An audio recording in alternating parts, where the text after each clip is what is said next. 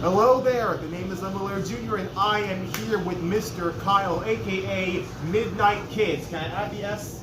Of course, that's what it is. Okay, just want to make sure. I mean, I know I kind of got one of the S because, you know, it's just one, but Yeah. still, the premise and the power is through Midnight Kids, so we're going to keep it as that. Absolutely.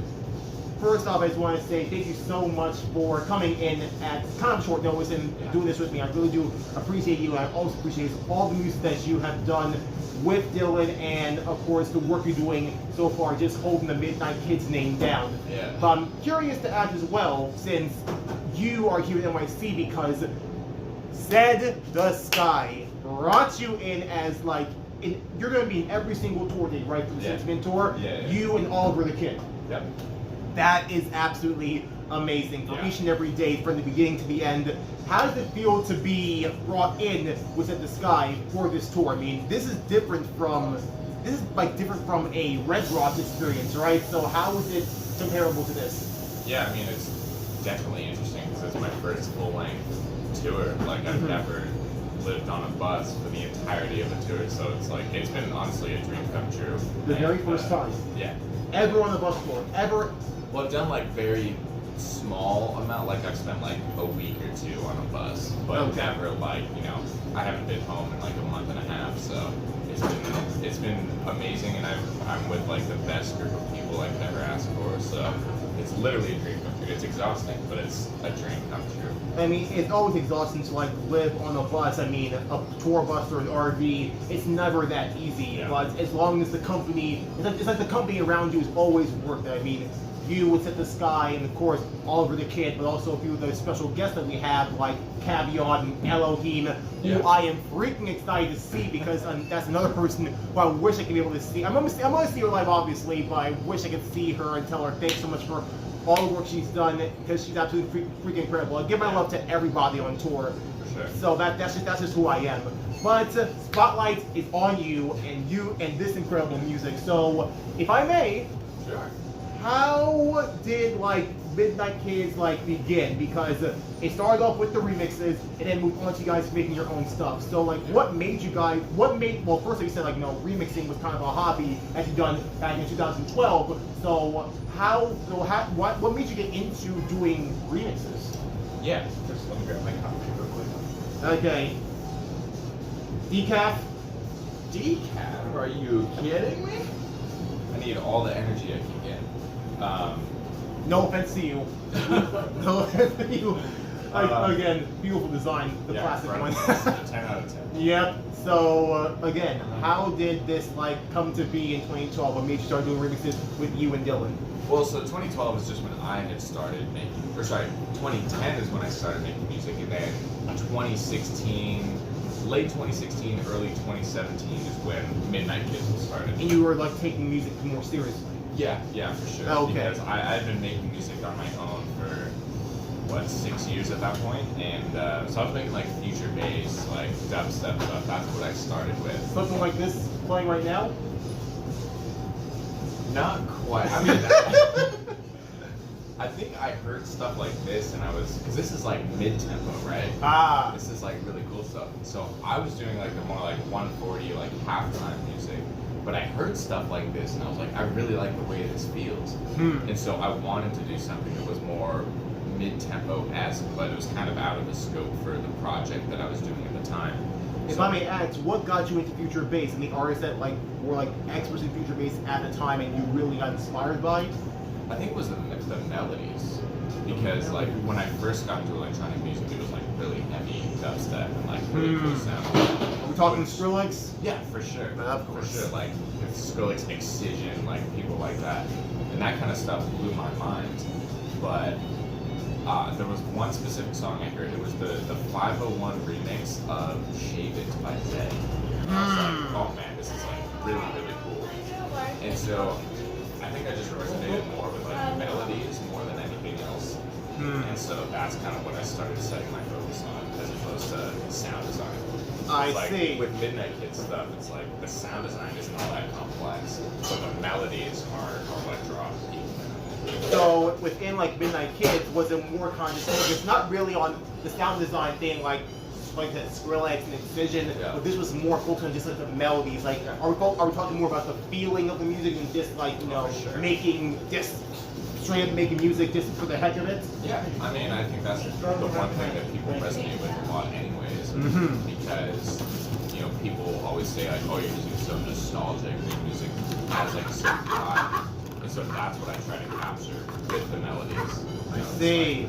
And how like the sound of like you and Dylan come to be when it came to making remixes? Because you guys struck a chord when you made your first remixes. For example, the Young Midnight Kids remix with the Chainsmokers, which kind of like helped you guys be put on the map. Oh, for sure. Like, was that like a sound that like came naturally, or you had to like really like work with each other and like really try and find what clicked with the both of you?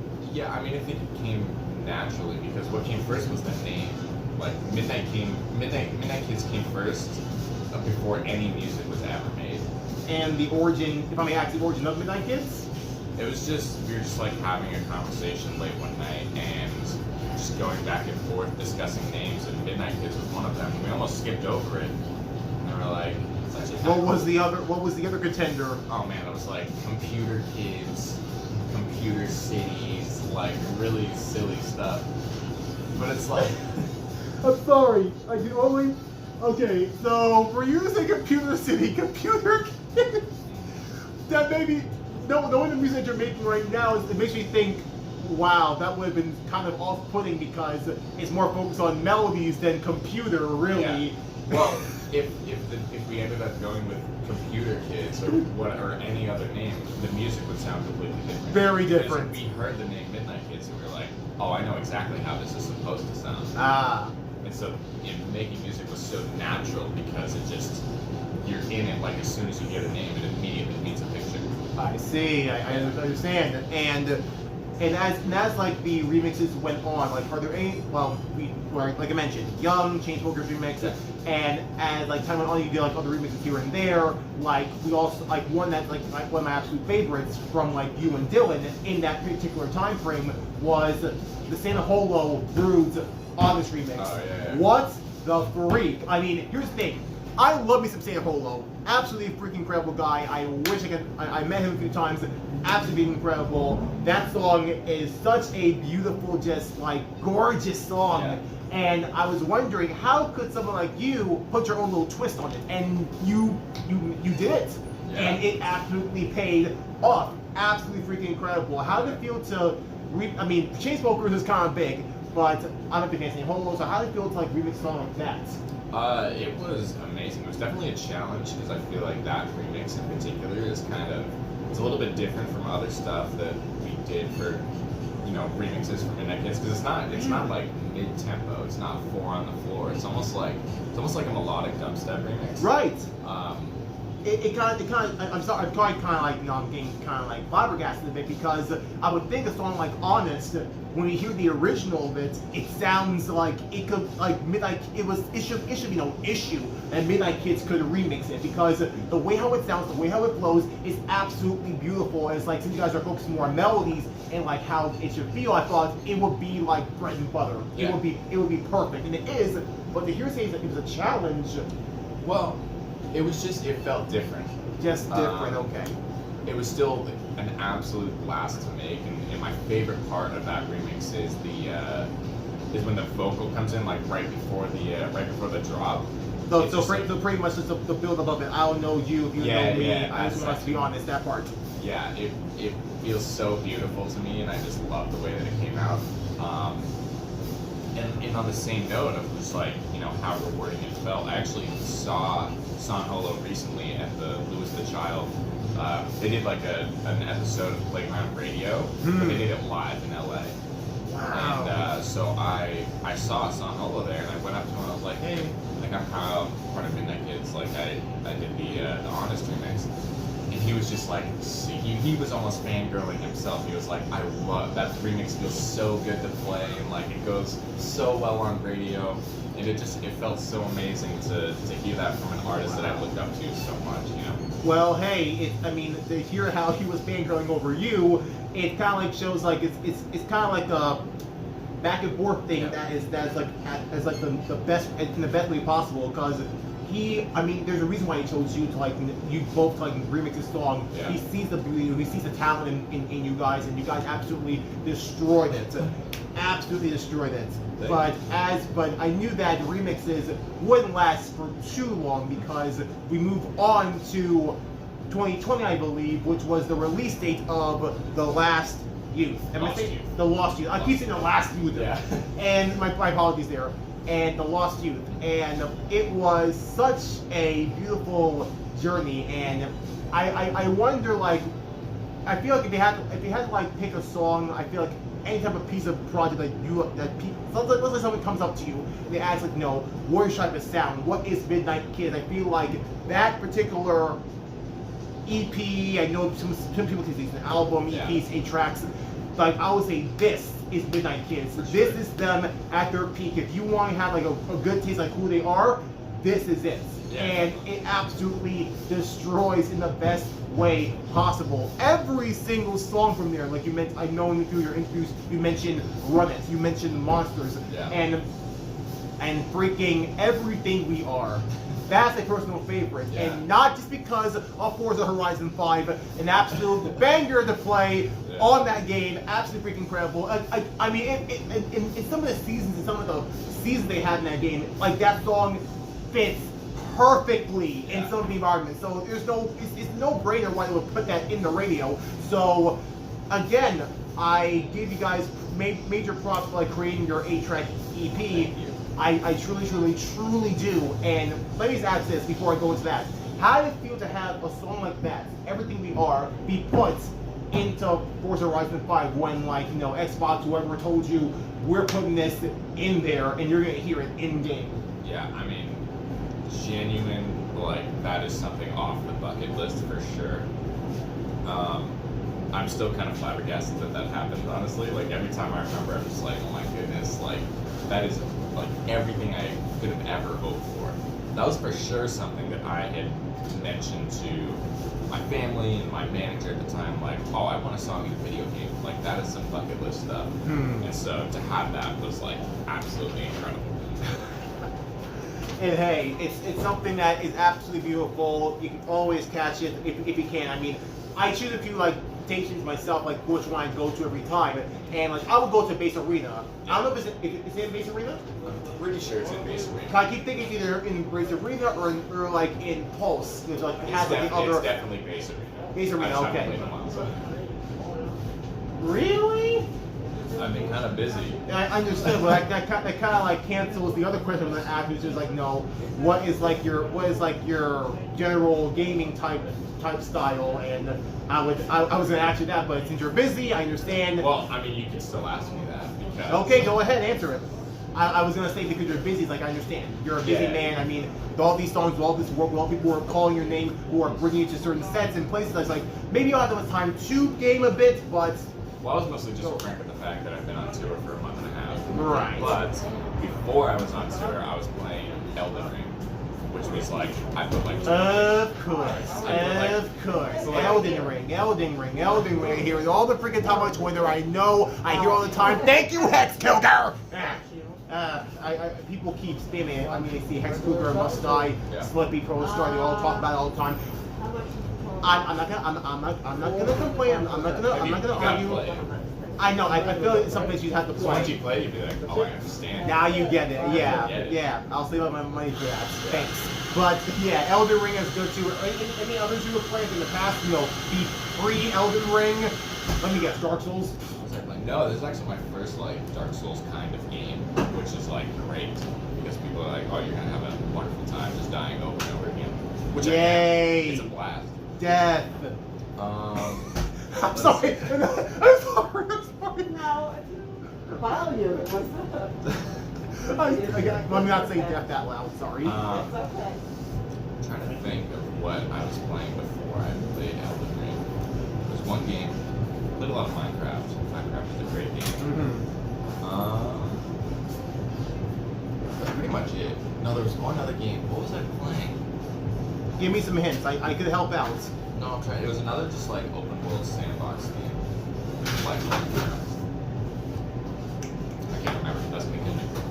Yeah, let's not do that. But I'm just happy to hear a little bit of that perspective. Now, after the Lost Youth, which I feel like I know maybe you've answered this before, like other interviews, radio interviews, but what is like the feeling that you want to like have people have when it comes to listening to it? Because you answered in like one of your interviews that it's just something where it comes to like connection with the fans. Like it's something they can go to, something they can listen to whenever they need it. However, when I listen to the songs in my own way, I even read some of the lyrics of it, it feels like almost like something I would hear if, like, you know, if there was like a Peter Pan movie, Neverland. It was like fitting in an environment that was perfect because it's called The Lost Youth and it's talking about some of the lyrics. Like, think, what was the one song that talked about, like, you know, monsters? It was monsters that talked about, you know, being a menace, like, you know, being a teenager, blame it on us being young. Like, was there like a reason why you want to, like, you know, reach out to like that type of audience, like, you know, make them like not be afraid to like grow up or that type of feeling? I think that's just, you know, something that I strive for so much. Like, I don't want to grow up. Like, that's no fun. How old are you now? I'm 24. You're still there. I mean, but it has nothing to do with like age. It has everything to do with, you know, how you life. It's like anyone can be a midnight kid. Anyone can relate to that stuff, regardless of how old you are. And so that's just the feeling that I want to capture. I want people to be, you know, more okay with, like, you know, like growing old doesn't mean you have to grow up. So. It shouldn't mean that. I mean, thanks to Forza and Mini Weeks for giving me this award. Just like feed your inner kidults. I mean, like why should, like, I'm already having like a lot of fun doing this and like learning about you guys and everyone else who inspires me so much throughout my years. Why should I stop now? It's like people think, are you going to grow up? Well, I'm having fun doing something that I love. I feel like a kid again. Why should I stop? Yeah, definitely. Why should it end when you get, like, you know, in your 40s or 50s? You still have a long way to go even when you get to that age. So it's like, no, age is never just a number. Yeah. It's about how you feel inside and who you are. Yeah. And I'm so happy that like this EP like exemplifies that in its own way. And people, like I said, it makes it feel nostalgic. It makes it feel like it's something that I would like love to hear if like Midnight Kids existed like in the 1990s. I would love to hear something like this on the radio. It would totally work. Yeah, definitely. Oh my gosh, I mean, I can just imagine something like this being played on MTV if it existed back then. Yeah. I can totally imagine that. I can already see the music videos, I can already see everything. Speaking of which, have you ever thought of maybe making a few music videos for your work, or no? Yeah, I mean, we had a few music videos made for, like, we did one for Sirius, we did one for Those Were the Days. I just haven't made one in a while because they're expensive. Yeah, I get that a lot. I hear that a lot. I mean, and maybe for someone like me, when it comes, I usually ask that because some of these songs I listen to, I always have these like visions in my mind, like how would it look like if I could just like, if I was like a director seat, like, you know, I want to be like this, I want to add this location, I want to be like this type of location, this type of road, and like add a story to it, so like people will really like, you know, connect with the songs and actually, like, you know, I want the lyrics to match what they're seeing, what they're hearing. Yeah. That's kind of like visual person I am when it comes to songs like that. So even like I feel like the Lost Youth, I feel like if you ever want to go back to it, maybe like, you know, if it hits like a 3-year, 4-year, 5-year anniversary, I would love to see like something like come to fruition in that. That's just my idea. That's me thinking out. That's just me thinking out loud. You want to take it, you can take it, but that's just me thinking out loud. That's just the kind of person that I am. And now we move into Dylan, sadly, moving on with his own work. And here's why I feel like a lot of people weren't really talking about as much. I would think that when you had to hold the Midnight Kids name on your shoulders, I thought, would it be the same type of sound, or would it change? And after hearing some of the remixes that you did, like, I think a perfect example of it is the We Know Who We Are remix of Set the Sky, and then we can also look at the We Hand remix of Stay the Night, if I'm, is that the name? Stay Forever. Stay Forever, sorry, Stay Forever. And then we go into Drop Dead, Burn It All, and I'm thinking to myself, okay, now I think we're starting to see maybe like more of a grittier version of Kyle in this. So wait, Drop Dead, Burn It All. Drop Dead and Burn. Oh wait a second, was that not your songs? Oh yeah, you're thinking of. Yeah, you're thinking. Are you telling me that this is not you? That is correct. Someone put that up under my name and was like,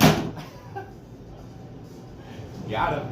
I feel so stupid. No, it's totally okay. I had to message. He actually blocked me at first, and I was like, okay, that's cool. And then he. I feel so. You have no reason to feel stupid. I thought, because here's the thing. When okay, let me clear something up right here, because this is everything captured. Okay, let me clear something up. Okay, after the letter of Dylan's Daddy leaving, I thought there would be a change in the sound. So when I heard when I started Stay Forever, when I heard We Are Who We Are, I heard more of like an edgier side to your music. Like you were trying to be like, trying to capture something of like the past and like, like the pop punk MTV type of style. Yeah. And also I listened to Keep It Complicated, and you mentioned pop punk influences that you were trying to mix in that song. So I thought, okay, maybe these few songs I found could possibly like, show the edgier side, like something that we'll probably see on stage with like a band, the drums, the guitar, and everything. So that's where the confusion came from. I had no idea that was someone who was trying to take your name and blocked you. I am so sorry for that mistake. I was just following on the whole pop punk thing, so I thought maybe this was like, It makes sense. Like it kind of makes sense. It kind of made sense. Like the music made. Where it's like, okay, yeah. Maybe he's like, maybe he started going to another way, like really showing off his like edgier side, but no. I mean, kind of, but no. Yeah. I am so sorry for that. Totally cool. I'm just gonna roll with my mistakes. I usually say I'm gonna edit this out, but nah, we're just gonna roll with this. Anyway, so I was ignoring those two, since that was not you. Yep. Drop Dead, no. Keep Burning All, no. Okay, then let's go to Keep It Complicated. So since this was kind of like where I was learning more about the edgier side of you, how did that come to be? Like, what made you want to go that route, and we go deeper into that type of like pop punk influence? Yeah, I mean, I think Keep It Complicated and the Set the Sky remix are two songs that I'm most proud of, just because I was able to sort of capture, like the pop punk stuff, because I grew up listening to pop punk. So I'm just such a big fan of that, and I want to incorporate more of the stuff that I listen to on a daily basis. Any inspirations like that that influenced the pop punk thing that made you want to put that in your music? I mean, I think there's a certain feeling that I get from certain songs in that genre that just like make me feel a certain way, which is like super vague. But like the band Real Friends is a band that I listen to a ton. Like they have really, really awesome stuff. I also listen to like metal. Like I listen to Periphery, which is one of my favorite bands of all time, and they're really, really musical with what they make. And so I just try to incorporate little tiny things from bands like that, just include a little bit of spice and change the Midnight Kids sound, but not in a way that feels like, oh, this is a complete 180 from like what I've done before. Although, have you ever thought, like I mentioned in my question, are you thinking like maybe diving deeper into that? Maybe like trying to create something that's like a bit like in that influence, maybe like even stronger in that influence, similar to what Set the Sky did. I mean, you're already on the STS Tour, and you listen to his album. He has a few songs like he's combining that type of influence in his music, and then compare like his second album to his first album, Wide Eyed. And you hear kind of the difference. So, are you planning on maybe doing more of that 180, or you want to like keep Midnight Kids the way how it was, like when it was just you two? Yeah, I mean, I think I want to make sure that people know that it's like Midnight Kids is gonna stay, the sound is gonna stay the same at its core. Where I kind of want to like branch out and grow the Midnight Kids universe, I guess. And I feel like that starts with incorporating more pretty electronic guitars, like Keep It Complicated. And I think as I play around with stuff like that more, I'm gonna be able to narrow down and hone in on like what I really want to do. Honestly, I think that We Know Who We Are remix is like a pretty perfect example of where I want to go with my music. This is Midnight Kids taking everything a step further. Yeah, for sure. Okay. So I'm really proud of how that remix came out. That is absolutely amazing. And also, speaking of like that particular song, it seems like you wrote a remix, We Know Who We Are. Is that like your favorite song from the Sentient album, or It's one of, for sure. one of? Are any others that really like stick out to you when you were on tour and you saw everyone rocking out to the Sentient album? Yeah. Any other like star songs on there? Well, I mean, I heard We Know Who We Are for the first time in 2019. So Before it's- the album released. Yeah, way before the album released. So as soon as I heard it, I was like, this song is incredible. I have to know what this is. And I like bugged Trevor about it for so long. But I really like Stay off the album. Stay. That's one of my favorites. Emotion Sickness is just, I think the top line is incredible. What's the other one? Oh, and Go On and Love is really good. Go On Then. Ah, nice. Yeah.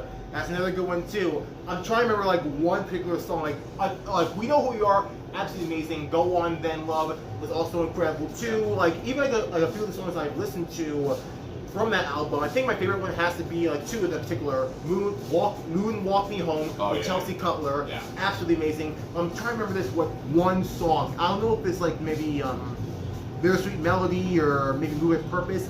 It had like one lyric that was like this: "Wake up, this isn't an uncommon story." I know it starts off like that. Oh, Eternal Blue. Which Eternal is Blue. Another one of my favorites. That's the one that's my favorite. That's like the one. That's like the one melody that like really like stuck out to me, and I feel like the perfect blend of like some of the magic that Wide-Eyed had in his album, but Yeah. it totally like elevated to 11. So Trevor, incredible job with that. We truly appreciate you for that.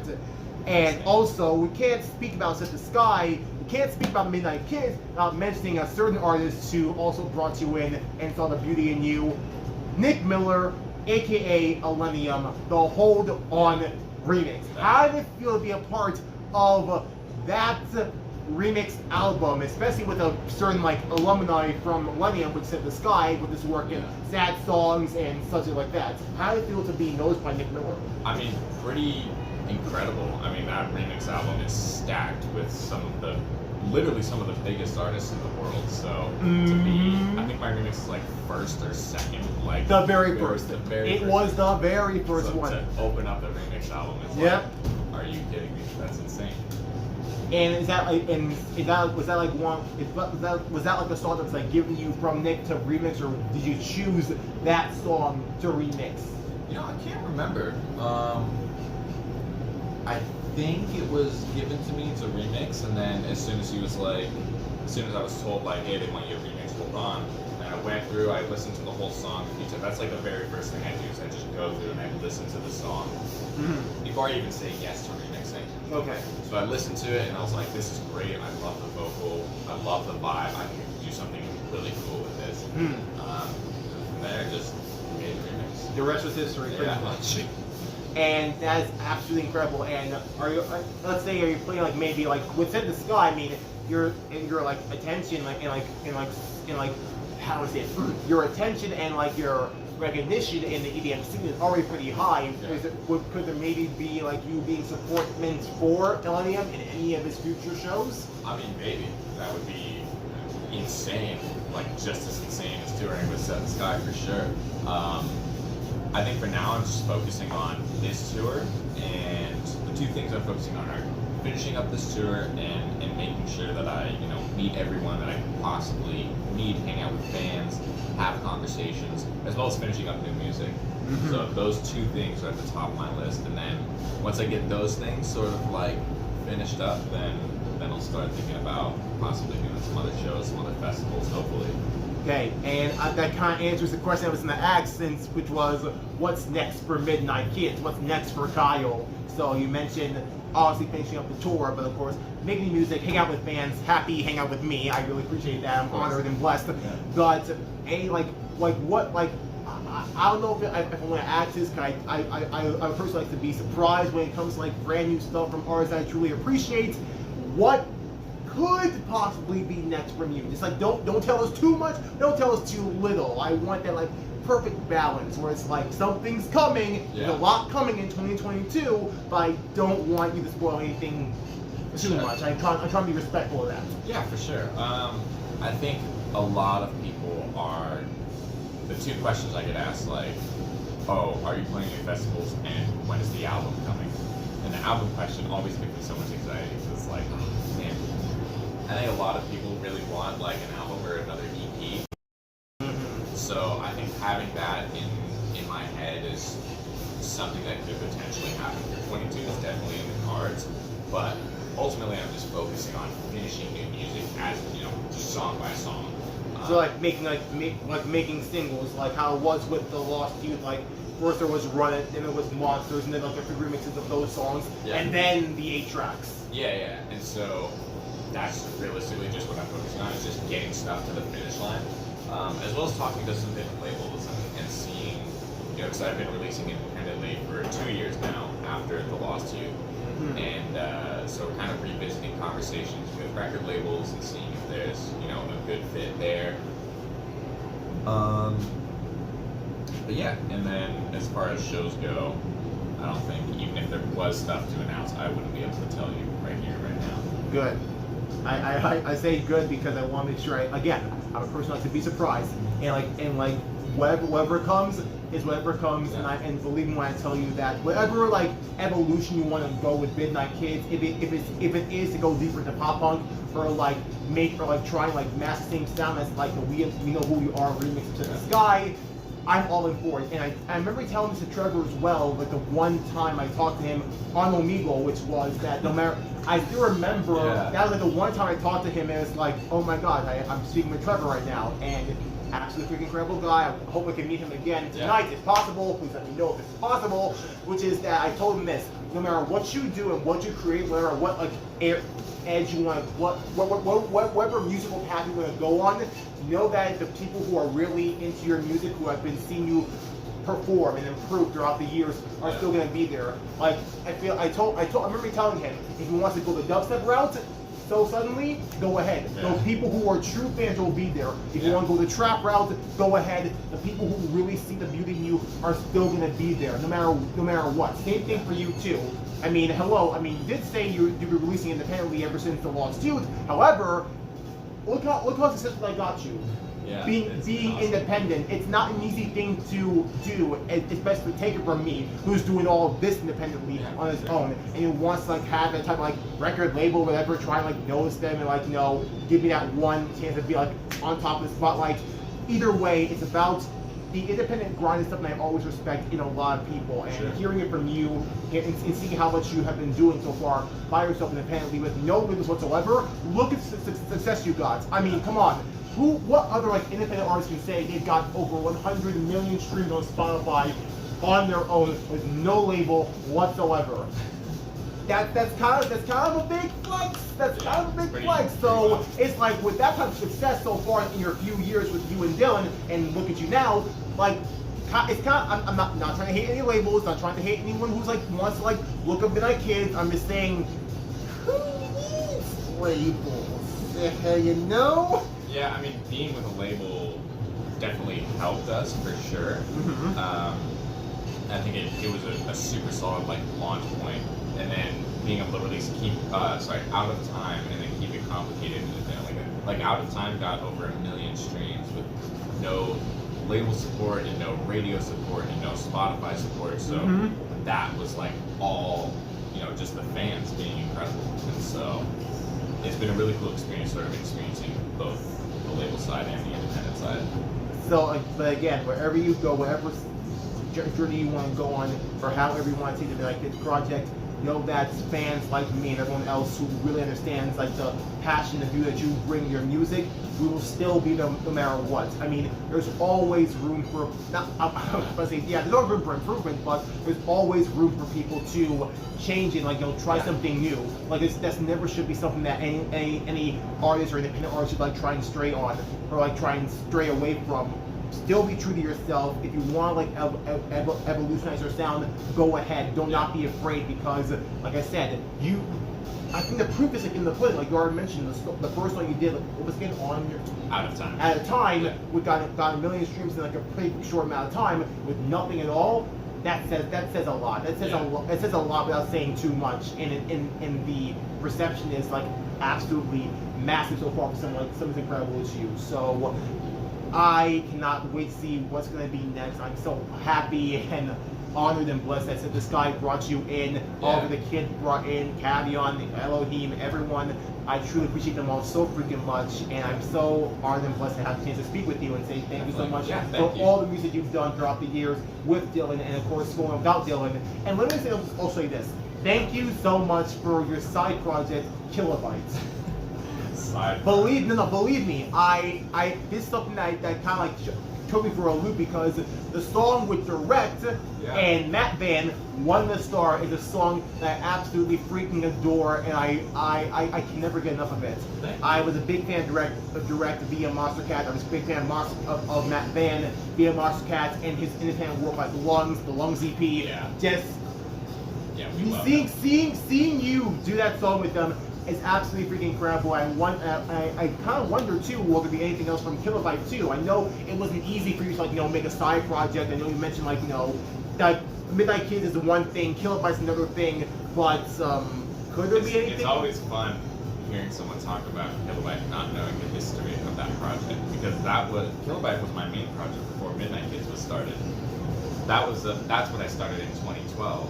And then from 2012 to, I guess, current day, has been like the main project. That's what I made, like future bass and dubstep with that project. And then when we started Midnight Kids became the main project. But then I'm happy you did give a little bit of love to it in 2019. I mean, you didn't leave with this 2016, 2017 work, but still either way, I would hopefully I can see a few more things from that. If you so happen to bring it back to life again.